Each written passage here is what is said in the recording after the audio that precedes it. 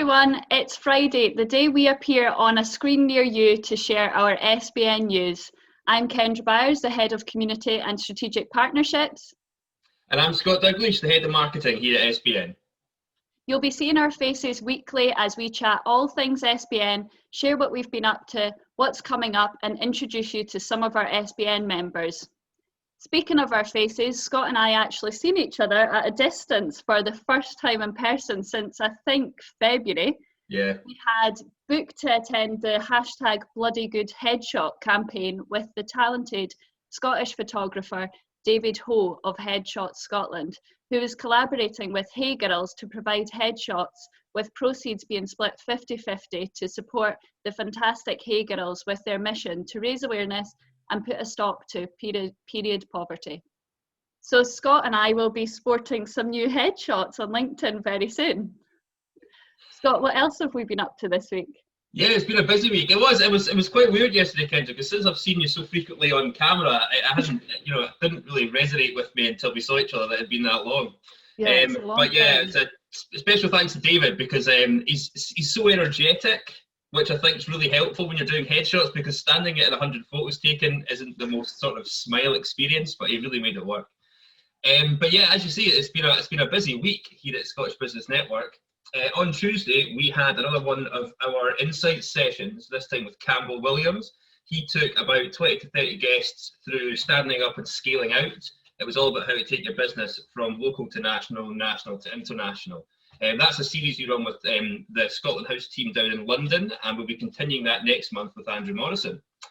Our partners at STV also had another edition of their Growth Academy, which is quite an exciting series they're doing. They do webinars once a month on educational topics to try and help businesses in Scotland continue to grow in this tough time.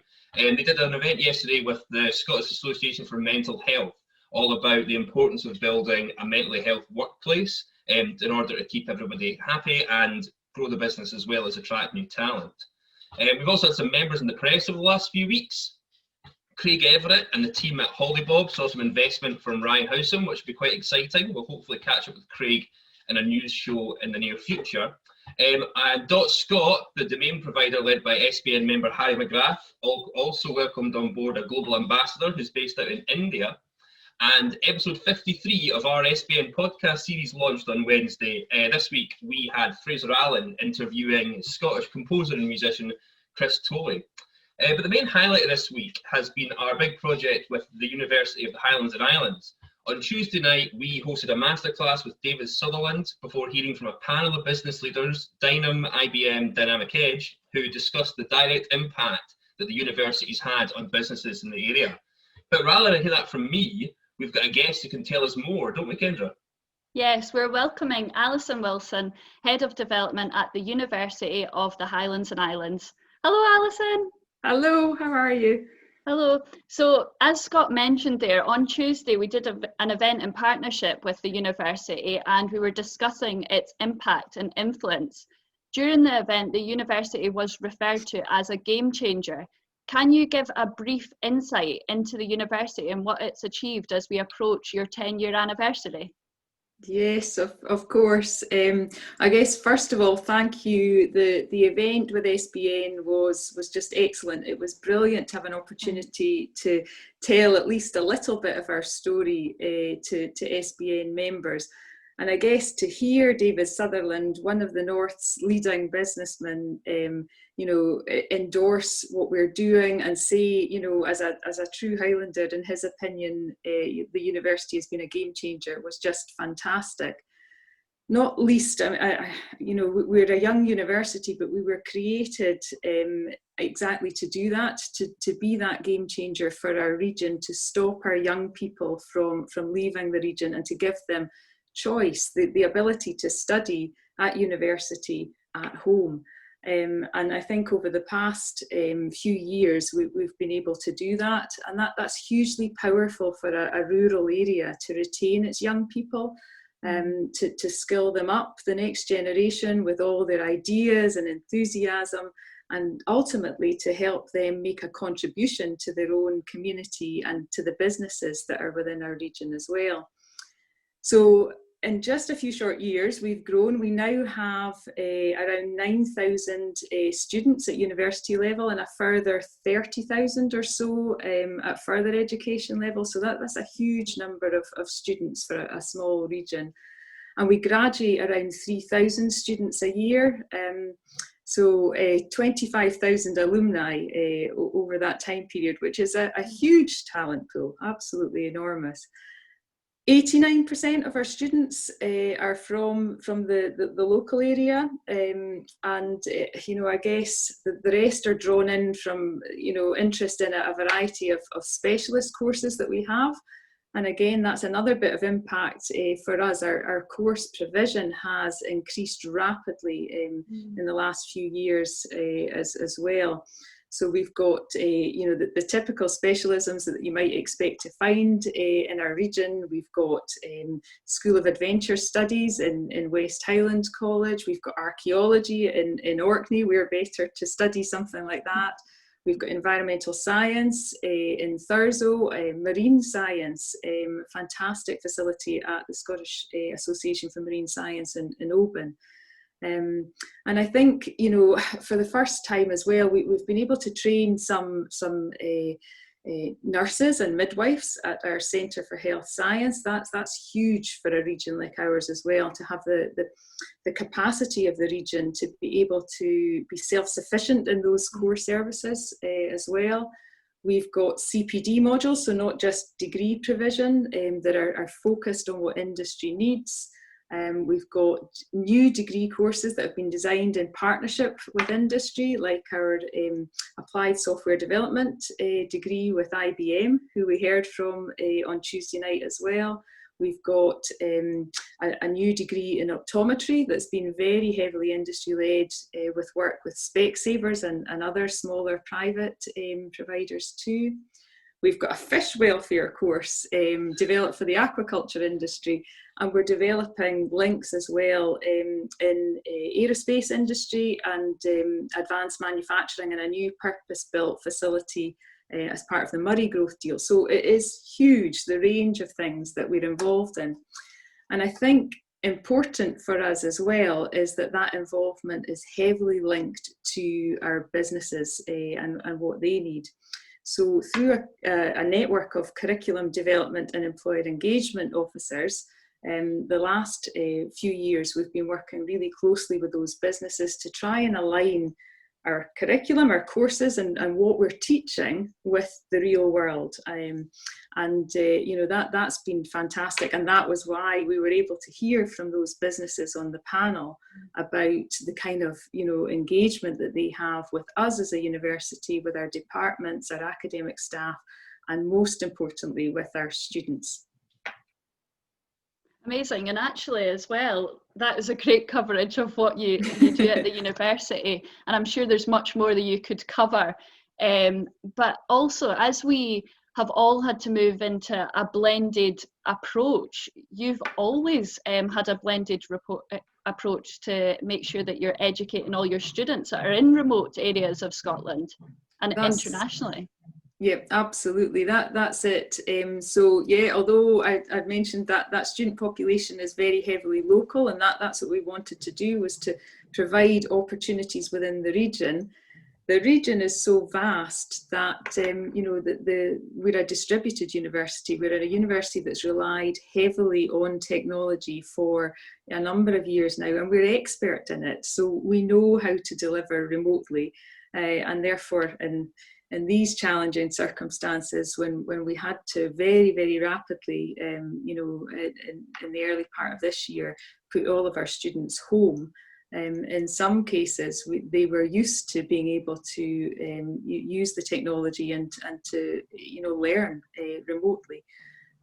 We're a huge user of video conferencing technology. We were very well used to this virtual world before all of this happened, but it's been fantastic because it has allowed us to be truly regional and to make a difference to people in where they live and where they study. And that's why also we've been able to attract small numbers albeit, and we would like it to be more, but we've been able to attract international students, some of whom who come and they study with us on our campuses across the north, but others who join us remotely from anywhere in the world, which is fantastic. Amazing. And on Tuesday, Alison, you shared 2 asks with our community. Can you share them again with our audience? Absolutely.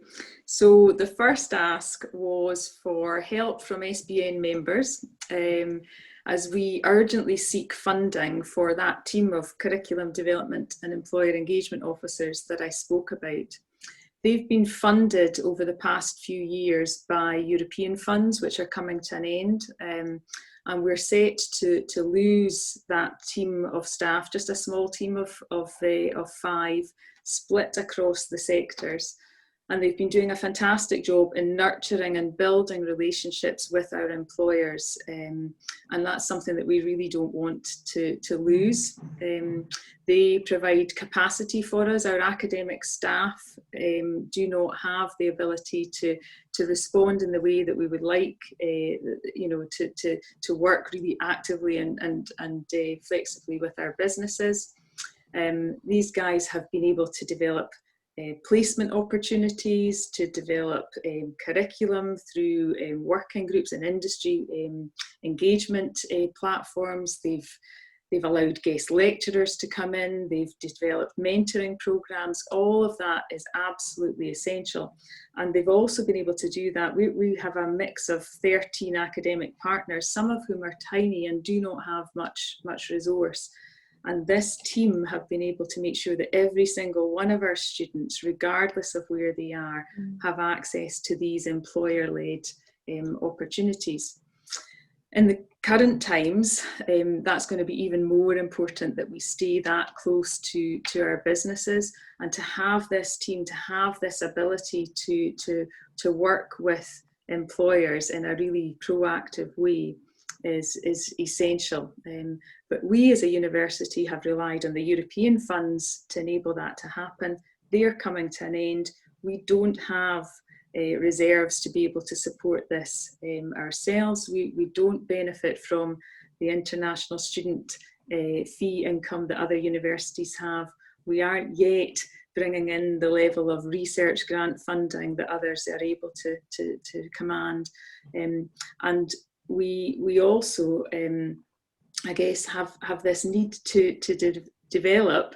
We don't yet have an alumni community that's giving to us philanthropically in a large way, and therefore we absolutely need to identify other sources of funding to help us urgently with this need. We have 5 members of staff. They work across applied life sciences, STEM, engineering and construction, creative industries, and business and management and leisure. And they each cost £50,000 per annum to provide that service, and that's what we're looking for help, either financial help from your members or any ideas or contacts that your members might have to be able to help us with. And the other ask is for the music gigs. Do you want to share a little bit more about that? Yes. So we're here to look after both our students and our former students. So our alumni community remains really important to us. And our second ask was, can you help us to help that music alumni community? As you know, at the moment, life has changed drastically. There are dire times for the music industry in particular. We have a huge track record in music. We have some of our music alumni who have been performing with well-known household name bands, and we also have a new group of alumni who could not have graduated at a more difficult time. And whilst what we're planning to do isn't going to necessarily change the financial situation drastically of those alumni, we do hope that by curating a series of online music gigs that will be able to at least show support and show our alumni that we're standing with them. So our ask of the SBN business membership was, can you help us by sponsoring £100 per gig, and allowing us to put on over the winter months a series of music performances, which I'm sure would be absolutely wonderful. Amazing, and we were delighted that on Tuesday the generosity of our members was shown, and I think it was 11 pledges, so that's £1,100 so far. Well, thank you very much, Alison, and if any of our audience want to know more about how they can support the University of the Highlands and Islands, contact Alison on LinkedIn. Okay, thank you very much, Alison. Thank you, Alison. Super. Thank you, Scott. Thank you, Kendra. And Scott, who's our second guest this week? Yeah, I'm also absolutely delighted to welcome Letty West as our second guest. Hello. Hello, Hi, Letty. Hello. How are you?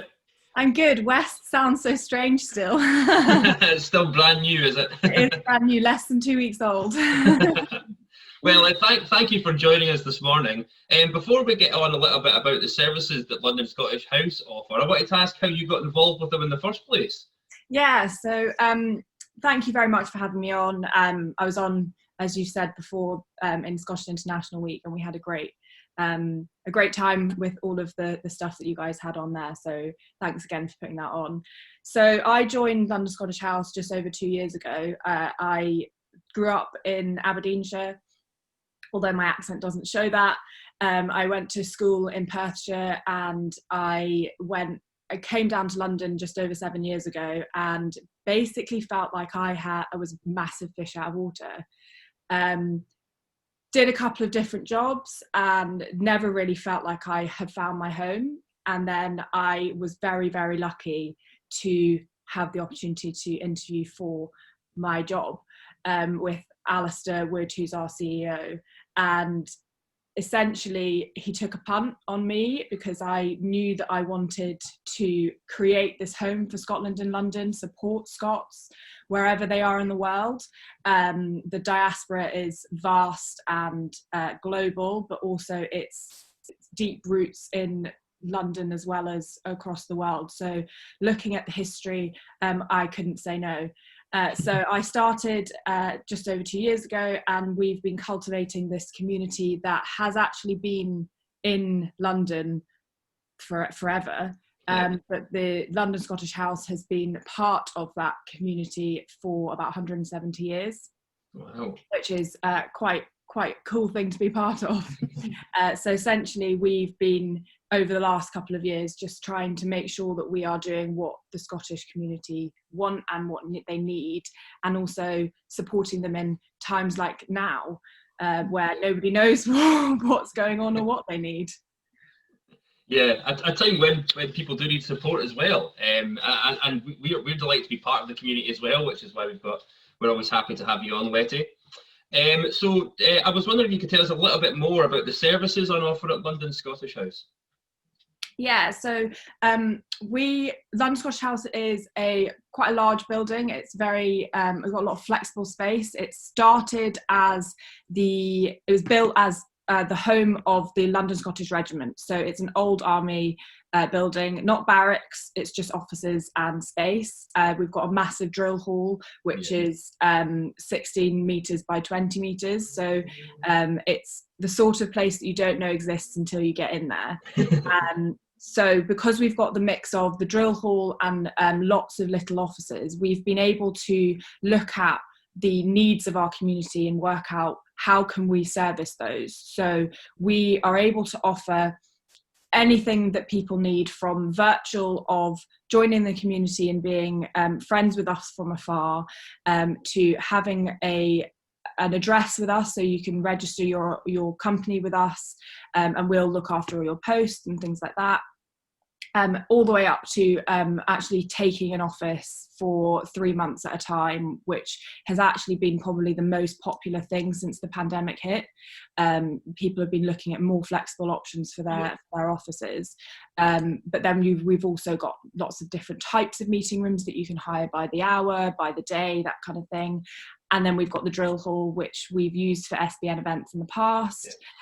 We actually had the NHS in on Tuesday, so we offered the drill hall to 2 local doctors' surgeries who look after the homeless community in London, and they hosted the Flu and Health Day, which they'd never done before. And we had a brilliant turnout, and it was just wonderful to be able to support a community in London who often get forgotten about. Yeah, a lot of those people have military experience, that a lot of them are veterans, so we felt very proud to be able to welcome them and give them a cup of tea and make sure that they were fit and healthy as much as they could be, but also help them to know that they're not on their own. And that kind of goes across everything that we do. So something that we found over the pandemic has been that a lot of businesses have felt that they're quite on their own, and we're able to be here as a support, whether that's just touching base or whether that's actually being an affordable option to keep London open during a time when nobody knows what's going on, nobody knows if you're going to go into a different tier. So we're able to offer a blend, as you've talked about previously with Alison, a blend of virtual and physical, depending on the needs of you and your business. And essentially, we're able to be quite flexible on what we can offer you. And we have a discount for SBN members and those who have found us through SBN. So that's something that when you inquire, make sure that you ask for the discount, because it is there for you. Brilliant. I didn't know about the NHS Open Day. That's especially, I mean, the drill hall's got the room for it as well, Yeah. which I think is one of the more important things. But even just sort of lending a hand, I know there's, because that's what the key thing to me about what London Scottish House is. It's not a virtual place or a rented office space. It's a community that also has those things on offer. So Yeah. I think you sounded it well when you went, it's a home for Scots in London. Yeah. Yeah. So the virtual offerings are something that we've taken advantage of. We are a London-based company, but the team's been disparate since the start. So I mean, the pandemic meant that we couldn't meet once a month, but we never had the shared office anyway. So being able to have that London address right in the heart of London as well shows that it's just a really good way for companies to show that they're committed to the area. Something that our CEO Christine always says: don't come to meetings with your trolley bag. So could you tell me a little bit more about the virtual offerings? Yeah, so we have a couple of different tiers. So the first tier would be just joining the community, which is there's different ways that you can do that. You can join as an individual, or you can join as a small organisation or a large organisation. And essentially that gives you access to the community. It means that if you happen to come to London, you can come to the building and you can have a cup of coffee and work using the Wi-Fi in our lounge and be part of the community in that respect. But you absolutely don't need to do that. That's just a bonus. It gives you access to the rest of the community. So although we don't have the same reach that SBN do, we have a good mixture of members. And one thing that we are working on over the next couple of months is virtual events to make sure that our members feel connected and the community do feel like they are able to take advantage of the different the other different organisations involved in London Scottish House. The next tier up is the virtual addresses. So that's Puffin, which is you can either just sign up to have your our address on your business cards or your letterheads, but that gives you the opportunity to say to anyone in the future that they see that you've got a London address, but it's not just a hole in the wall. You're able to say, well, why don't you pop down when we're able to, and when it's safe to do so, you can pop to my London office. Nobody needs to know that you've just paid your 20 quid a month, and you can and you can pop down and hire a meeting room for an hour, and it gives that face behind the address.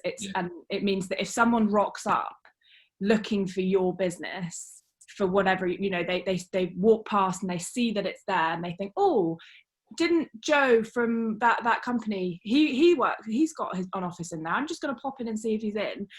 Our team will be able to welcome that person and explain. Then he might not be there at the moment, but look after them as if they are our client, because whoever is your client is part of our community too. So it gives that kind of extra gravitas to your extra address, which would be in central London. And it goes all the way to registering your company, and where in that respect we'd look after all of your statutory posts as well. So make sure that you didn't miss any of your important letters.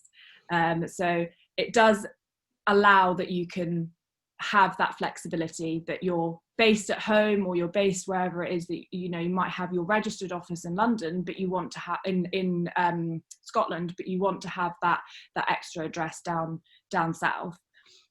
We've also invested over the last couple of months in more digital offerings. So one thing that we've been able to offer is a streaming service. So if you happened to want to host an event at London Scottish House now or in the future, but wanted to stream it to your community or your clients in other parts of the world, we've got the technology to be able to do that, and a variety of different space and locations within the building for you to be able to choose the best one that works for you.